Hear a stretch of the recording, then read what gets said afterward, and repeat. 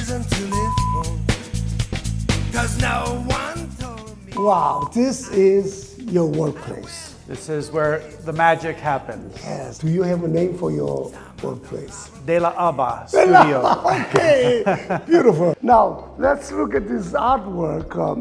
One thing that struck me as I walked in was what we have here behind us. These are your recent work. These are right? all my most recent pieces in here. So this painting is called Rothko's Metaverse. Okay. And Rothko had a studio at 222 Bowery in New York City. Oh, they did? Wow. It's the original YMCA building. Oh my His God. studio, of course, was in the old gymnasium. And I was lucky enough about 3 or 4 years ago to host an event there, a brunch. And I remember walking in this sacred space that had the old wooden floors. Yes. And it had the paint splatters on it still. Still? Wow. Yep. And he made some of his most important paintings here. Wow. And I just felt a special energy standing in that room, in that sacred environment, standing on those floors. Wow. So when I was here, I felt this energy. And so this painting is all about the energy. And all these works in here are about the metaphysical more so than the physical in life. And you connected the knots. I'm utilizing my knots, tension yeah. locks in here.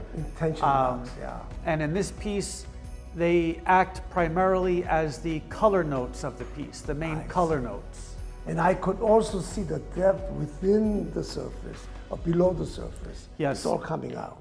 What I did here is I created the floor of my outdoor studio. Okay. Okay, I recreated it. That floor acts as the underpinning of the painting on top, the neon lights, the composition, the locks.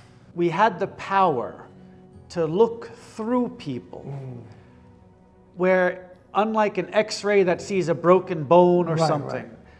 but where almost like how the yogas have the chakra, you know, Right. and it's almost like the tension locks could be a metaphor for the blockage in life, where we might have made a mistake, or where something trauma might have happened, or just something that held us back. And what is it that prevents us from reaching our optimal potential? So in a way, these are all kind of like X-rays through life, or I call them primordial mappings of the subconscious. I see. So let me ask you, what is it that prevents us from reaching the ultimate goal? Many things. I just think the main thing in life, though, and that's what I hope my work brings to people, is that we have to maintain a certain balance in life, Right. to create a certain calm in this chaotic world. It is. But above all, you have to have hope for tomorrow. You have to wake up and see the potential that exists beyond your immediate parameters. I see that those illuminating lights as a hope for the future. That's exactly right. That's exactly And the right. knot as unity of people, Yeah. especially what's going on these days. Oh, It's sad. what's going on around the world is just one tragedy after the next. Amazing. And it's always been art that has showcased the greatest of humanity, not the worst. Well said. Many artists have received this question. I myself also have. Can art bring changes to the world? 100%. 100%. I mean, it was a Rothko painting that brought a change of direction in my life. Since I was a child, I wanted to paint like Michelangelo, like Velasquez, like great. Tiziano. I wanted to draw like Goya and John Singer Sargent. But I didn't have that skill as a child. And it took me years of practice every day of keep drawing from life.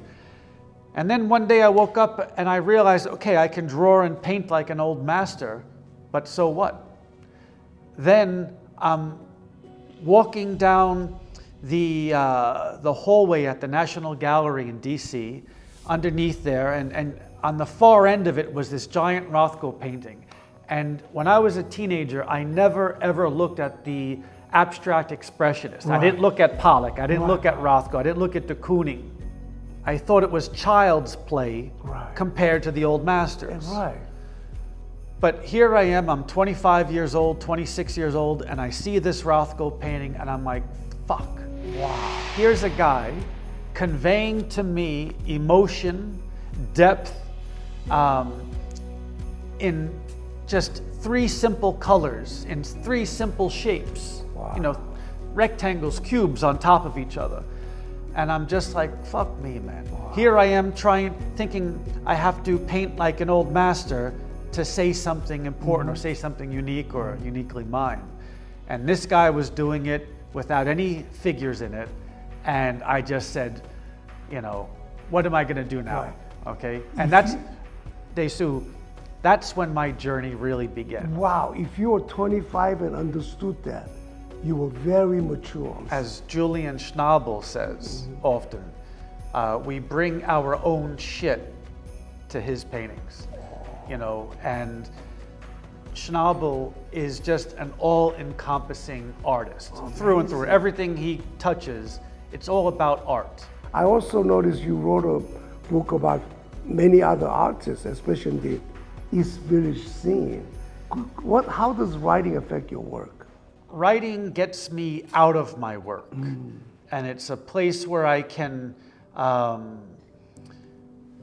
you know, develop ideas as much as learn about others' ideas. So it's a place where I can figure things out in the own tranquility of my home. In the past, I would just spend all night painting. Now I spend all day painting, and then at night, at the end of the day, I'll write a few words. I see. And it's just another way to express and get out all the stuff I'm... Right. Well, your writing is very, very unique. Thank you. First of all, it's simple to read because it just comes to you directly.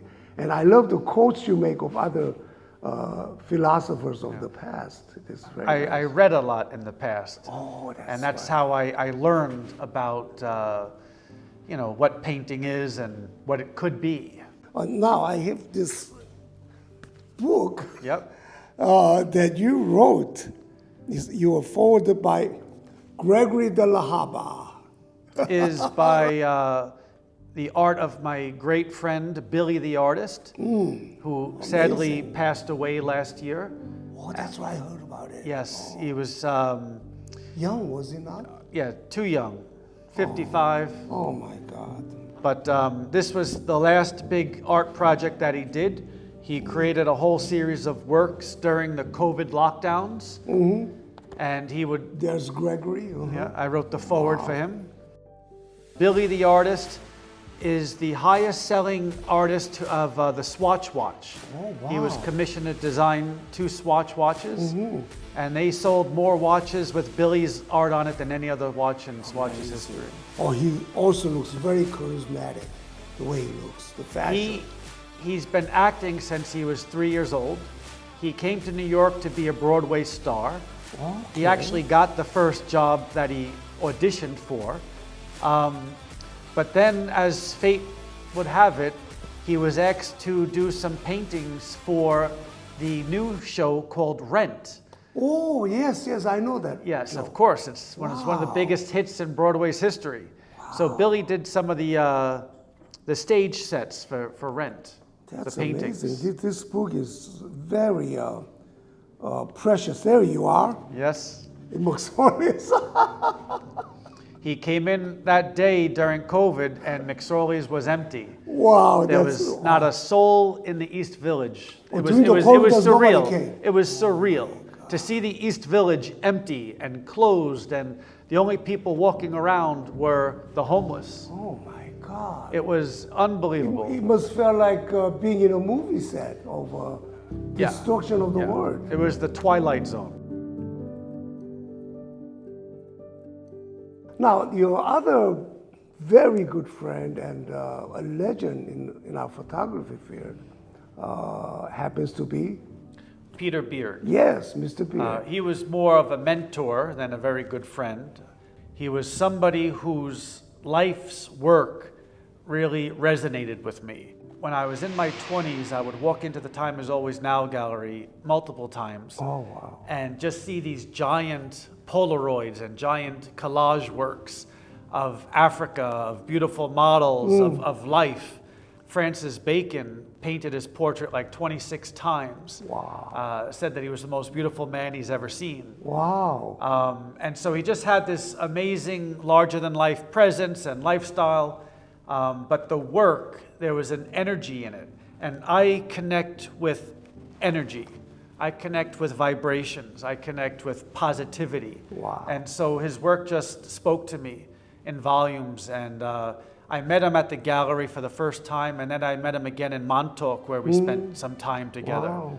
Now, Mr. Beard, Peter Beard is also not only known for great photography, but he also does mixed media, right? Puts in some notes underneath. Yep, tons of note-taking, and he would collect all different sorts of found objects and embed them into his work. In his diaries Yes. are incredible. they're incredible. Wow. You know, giant bugs, feathers, skeletons. Oh, they're all like and it was just imposed into it. like even the book. You know, a normal book would be this big. Then he would glue into the book all these different images, and it would just like expound tenfold. It's almost like a 3D art. It's like 3D art, yeah, it's crazy. I remember I took my work to show Peter one day, and he says to me, he goes, pretty art school stuff, don't you think? Oh my God. And I felt, this big, and I won't say any more because you can read about it. Oh, yes, I will. There's the biography out right now by Graham Boyton, who's a Boyton, friend of yes. mine. Oh, no, he's also your good friend. Yes, he became a very good friend of mine the last couple of years because I would take him out to Montauk while he was doing the research for the book. I see. And I introduced him to the gentleman who found Peter's body in the woods in Montauk. Oh, yeah, the ending was a bit Tragic, sad, yep. tragic. But there's this beautiful book now on Peter's life called Wild by Yes. Graham Boyton. And the story that just shared with you is featured in that book. You had many exhibits all around the world, I noticed. Istanbul, some in Germany, Brooklyn Museum. Queen's and now, Museum. Oh, Queen's Queen's Museum, Museum, I'm yeah, sorry. We are Queens Yes. boys, okay. I hear that you'll be having a show in Korea. Am I correct? Yes, sir. Next year. At the Hangaram Hangaram, Contemporary. that's one of the best ones. Yeah. Big ones, yes. I have a major Korean collector, Mr. Lee. Okay. And Paul Lee, he's just been a fan of my work for years and a fan of Billy's work for years. Okay, I see. Billy's also going to be having a solo show at the Hangaram That's fantastic. in 2024. And then I'm represented by a gallery in Germany, Goya und Goya, and they're in Düsseldorf. Dusseldorf is a beautiful city. You have art-centric. Yes, it is. Wow. Gregory the man, you got the wings now. Wow, everywhere. That's great. You have a sports car here, right? Am I correct? do. Grateful to say that I'm the official artist for Vanderhall.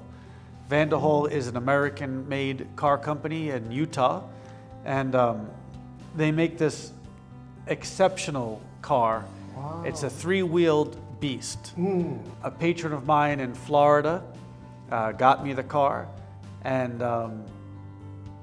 for the first one, I could have just painted it myself, but I thought it would be more fun to call up my friends who are graffiti artists and street artists and to allow them to collaborate with me on the first car I'm doing. And so right? we created some magic outside. So many important artists Yes. contributed to your design. Yes. No wonder it was outstanding. Yeah. The concept was created by myself and Z-Mad. Z-Mad is a legendary street artist from the Bronx. We also got Kit 17, who's been painting trains since the 70s. Wow. Easy, who's one of the most legendary street artists. The world-renowned Al Diaz. Really? Wow. And Robots Will Kill. And then we were all brought together and filmed by my good friend Kaz, who is the owner of Silver Tuna Studios. Wow. And so he documented the whole process. Wow, so that car is not only an expensive machine, but the artwork itself makes it the more co- unique. Yeah, it's a one of a kind. Well, Gregory, Yes. it's been a delightful afternoon. I really Thank you. appreciate it. Your artwork is incredible, and I hope you do a killing in Korea Yes. and Asia. Yes. Thank you so Me much. too. Brother, And thank you. Before I leave, may I look at the car? How about I take you for a ride in the car? Oh, I don't know. I'm scared. Sports car. Okay, let's go. Let's go. Okay, wow. For now, I keep it here. This is a beauty, my friend. One of a kind. It is one of a kind Wow. Amazing. for sure. Sing stripes here. Oh yeah, I could spare you your lights. Exactly. That is something, my friend. So it's positive vibrations. What a beauty. What a beauty. Want to go for a ride? Help me. Look. Come on. Really? Good. Oh, you could go on the Yeah, streets. put Oh this my- leg in first. Okay. There you go. Yang ho. First in my lifetime, Gregory. Whoa! This thing can beat a Porsche. Oh my God! Ah, look at the sound. We go slow today. When I saw this car, Yeah, I'm an aesthetics guy. I Oh, love the okay. way it looked. exactly right. How's a three-wheeler compared to four-wheeler? Easier? You know, it handles great. Uh-huh. It's just weird because when you're going over a pothole, Uh-huh. you think you're Oh, going no, over no. it, Oh, but then that's the right. back wheel hits it. Exactly. So you have to adjust yourself. Yeah.